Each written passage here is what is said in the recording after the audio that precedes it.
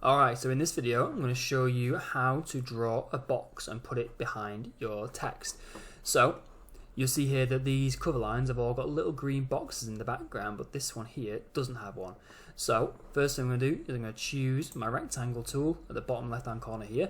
I'm going to draw around the box like that. Make sure it's nice and neat and accurate. Right, so the first thing obviously you'll notice is that the box is defaulted to a bright red, which we don't want. So to change the colour, we're just going to use the paint bucket tool. Okay, so first thing before we do that though is we've got to make it editable. So I'm going to right click on the box and go to rasterize, and then I'm going to click on the paint bucket tool. Make sure that the colour is the colour that I want at the bottom there, so you can see it's that colour of green, and then I'm going to click on the red box. Okay, not quite the same colour of green, it's a little bit off, maybe I'll change that. So I drop a tool, yeah, it's a bit too bright, and then paint bucket. And there we go, that's lovely.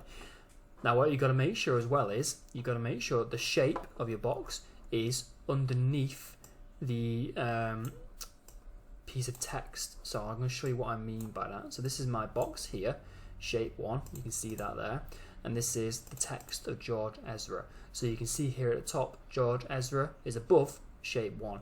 If I drag shape 1 above George Ezra, you'll see it disappears. So you want to make sure that your text is above the right layer, so it gives the impression of the white text being on top of the green box.